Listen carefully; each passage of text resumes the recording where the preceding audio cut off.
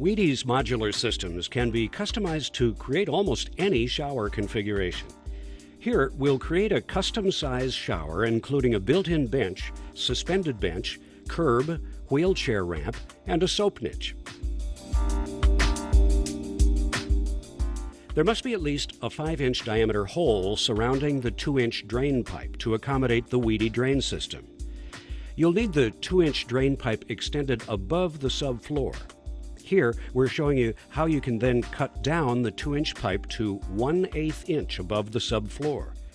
We're using a drywall square as a gauge because they're approximately 1/8 inch thick. Make sure to clean the rough cut edges of the drain pipe. We now need to cut down a 5 by 7 base to fit this custom shower application. You'll see we're making a diagram by measuring the dimensions from each wall to the center of the drain location. We'll then transfer the measurements to the base. First, mark the center point of the uncut base on all sides. Now take your dimensions from the center of the drain and measure out to mark the edge of where the pan needs to be cut. It's a good idea to undercut your base 1/8 inch to allow for shimming. Do not exceed 1/8 inch. Any tool that cuts wood will easily cut all Wedi products.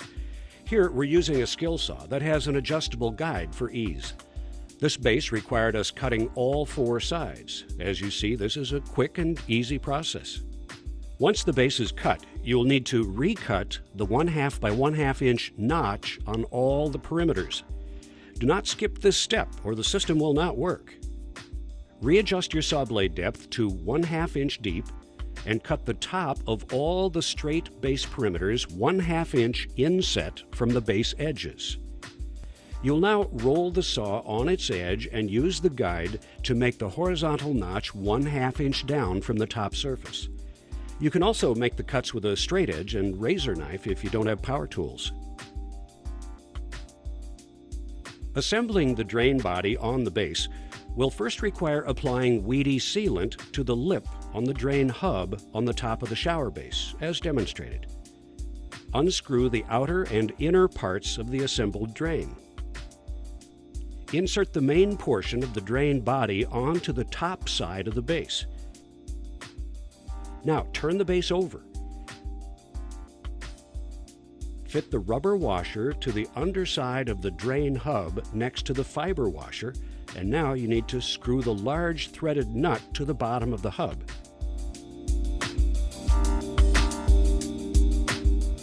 Make sure to firmly tighten this down with both hands. Always do a dry fit in the shower space to ensure a proper fit.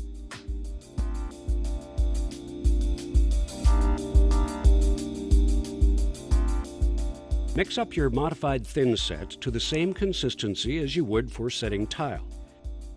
This is a good time to clean up any excess sealant around the top of the drain assembly. Now, apply thinset to the underside of the shower base, making sure to have complete coverage to the whole pan using a 1/4 by 1/4 inch or 3/8 by 1/4 inch notch trowel. You'll also need to apply modified thinset to the floor. Be sure that you generously apply the thinset to the complete area and all the way to the side walls and up to the drain area. Trowel the thinset in straight channels in one direction toward the open entry side of the base. This allows a pathway for the air to escape. The base is now ready to fit into place.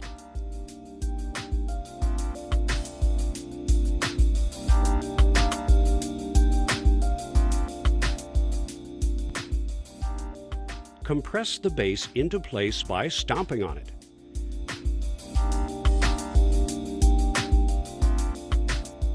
You should now be ready to insert the rubber drain gasket. The double bevel edge should be facing up. The gasket is going to be inserted between the 2-inch drain pipe and the inner drain assembly. This is a snug fit, and you need to fully press the gasket into place so the top side of the rubber gasket is below or flush to the top of the drain pipe. It's imperative that the gasket is not sitting above the 2-inch drain pipe. To set the gasket, twist the threaded nut into place and use the tightening tool provided with a screwdriver to firmly tighten and compress the gasket into place, creating the proper seal. The following diagram shows how to install the drain and gasket correctly. You'll notice in the second diagram that if the drain pipe is too low, you cannot correctly compress and seal the gasket. Take your time to ensure doing this right.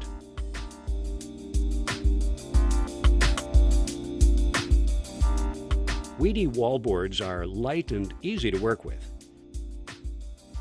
They can be easily cut with a razor knife. Make sure to cut all the way through the board to ensure you have a clean edge for a better seal when assembling.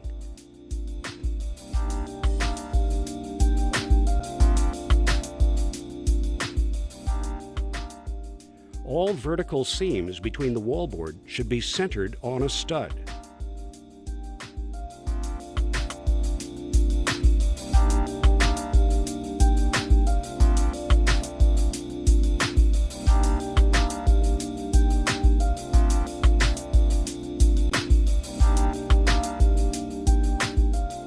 Apply washer tabs starting 1 foot up from the base and continuing every 1 foot.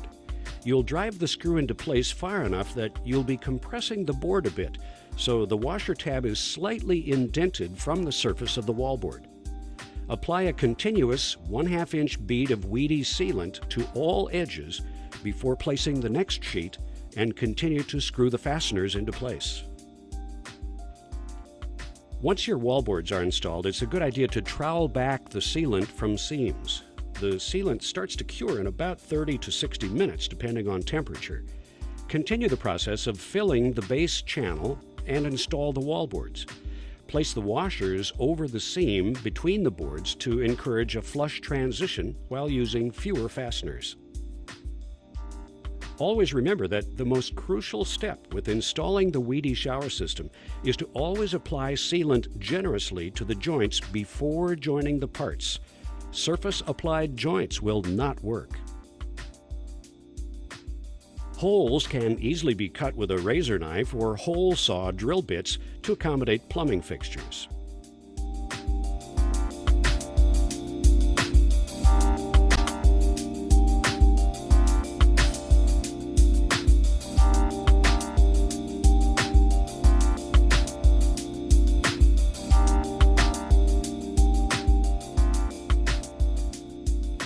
We'll now install a Wedi pre-made soap niche. These are designed to go between 16-inch centered studs. Use the niche as a template for making your cut lines on the wallboard. Cut and remove the wallboard so it can receive the niche.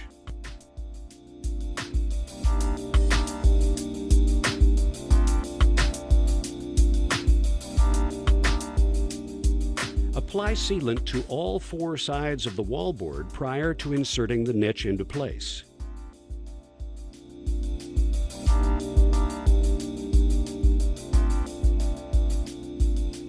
You also need to use fasteners on each side to secure the niche.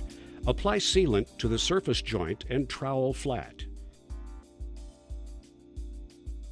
Mark where you want to install the adjustable niche shelf and apply sealant prior to installing the foam shelf. The sealant acts as a very strong adhesive and will secure the shelf in place. You also must apply surface sealant to all seams and trowel flat.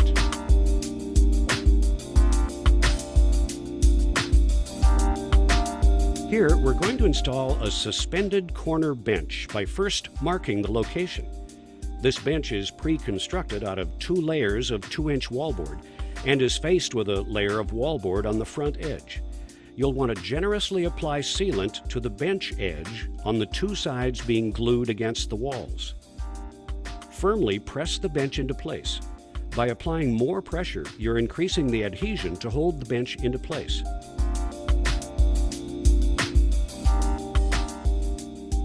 For extra reinforcement, you'll want to apply mesh tape to the top seam, then skim coat modified thinset to the taped areas.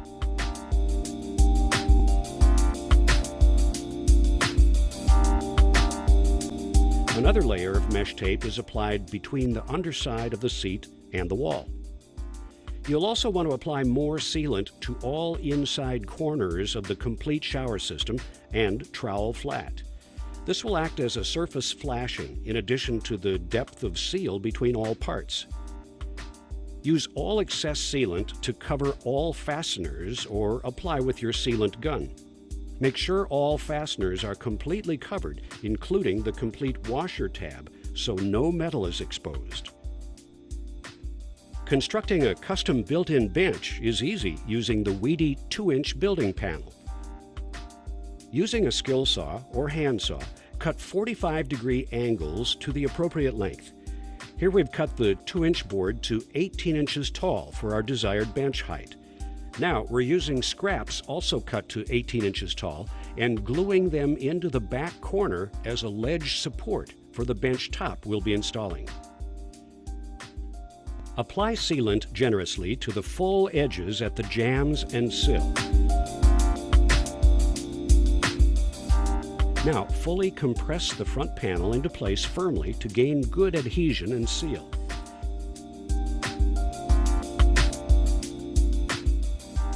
We're using mesh tape and thinset on the bottom joint as to allow the moisture from the cavity of the bench to escape through the thinset. It's easiest to dry fit the bench top to scribe the exact shape for your front cut.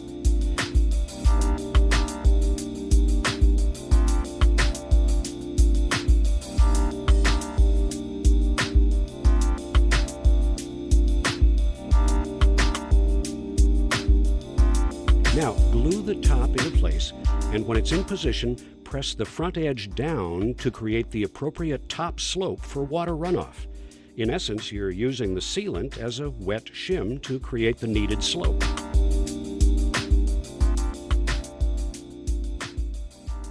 Finally, apply your sealant to all edges and trowel flat.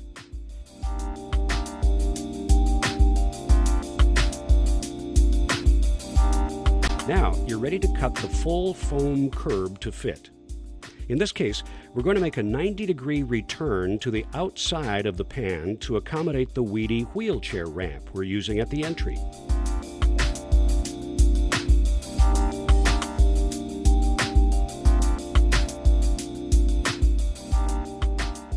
This ramp is cut to length using a razor knife or saw.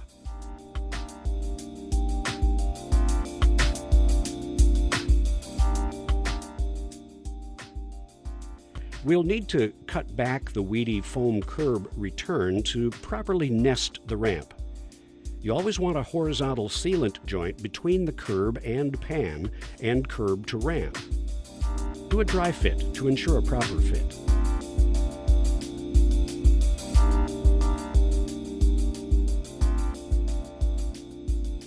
Now you will want to thinset the subfloor so it's ready to receive the ramp and curb.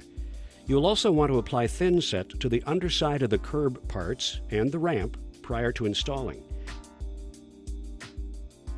Be sure that no thinset is in the area where sealant will be joining all the parts, because thinset in this area will allow moisture to wick through and leak. Apply a large bead or two of sealant to the edges you're joining to the base. Also, apply Wedi sealant to the wallboard to receive the curb and ramp, and a bead on the base edge. Firmly press the ramp and curb parts into place.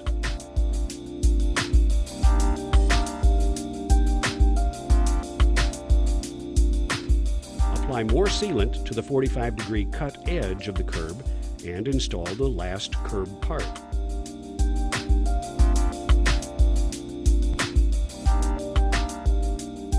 A final surface sealant joint will be applied to all inside corners and troweled flat.